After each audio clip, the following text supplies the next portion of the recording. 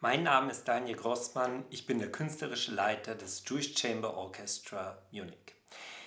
In dem heutigen Video geht es um den ungarisch-israelischen Geiger und Komponisten Ödön Bartos. Bartos wurde 1907 in einer jüdisch assimilierten Familie in Budapest geboren und schon sehr früh zeigte sich seine außerordentliche musikalische Begabung.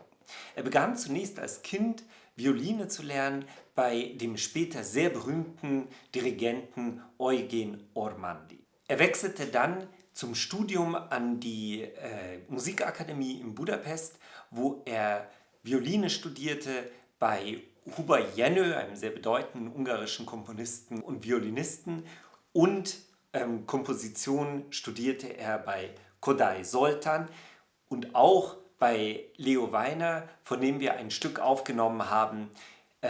Der Link ist unter dem Video. Sein Klassenkamerad übrigens im Studium war der ungarische Komponist Mátyás Scheiber, von dem wir ebenfalls Musik aufgenommen haben. Der Link ist ebenfalls unter dem Video. Nachdem er sein Studium beendet hatte, wurde er Konzertmeister des Orchesters in Luzern, von wo er dann wenig später weiterzog nach Berlin. Da wurde er Mitglied eines Quartetts, das sich auf zeitgenössische Musik konzentrierte, und er wurde dann 1933 auch Konzertmeister des Orchesters des Jüdischen Kulturbundes in Berlin. Eine Position, die er nur ganz kurz bekleidete, denn wegen den politischen Verhältnissen kehrte er nach Budapest zurück 1934. Allerdings blieb er auch dort nur kurze Zeit und wurde dann Professor für Violine in Baku in Aserbaidschan. Auch diese Position verließ er nach wenigen Jahren, denn die Forderung, in die kommunistische Partei einzutreten, wollte er auf gar keinen Fall erfüllen und musste daraufhin die Sowjetunion verlassen.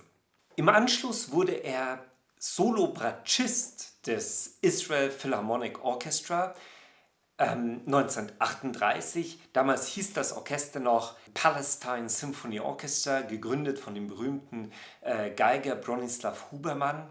Und diese Position bekleidete er 18 Jahre lang. 1946 gründete er zusammen mit einem ungarischen Cellisten die Rubin Academy of Music in Tel Aviv, die noch heute wichtigste Musikhochschule in Israel, und 1951 wurde er auch Direktor dieser Institution, eine Position, die er bis zu seinem Tod 1977 innehat. Die Bedeutung von Bartos für das Musikleben in Israel kann man daran erkennen, dass er 1954 den wichtigsten Preis des Landes, den Israel Prize, erhielt, und er war der erste Preisträger aus dem Bereich der Musik. Seine Kompositionen, die außerhalb von Israel kaum bekannt sind und die es unbedingt zu entdecken gilt, konzentrierten sich zunächst auf die ungarische Volksmusik, etwas, was er von seinem Lehrer Kodály Zoltán übernommen hatte. Später dann in Israel war er stark beeinflusst von der jüdischen Volksmusik und ganz besonders von der Volksmusik der orientalischen Juden. Etwas, was übrigens viele Komponisten in Israel beeinflusste. Das Werk, das wir von ihm aufgenommen haben, Rondo on a Sephardic Theme, basiert auch auf so einer Melodie orientalischer Juden und ist ebenfalls unter diesem Video verlinkt.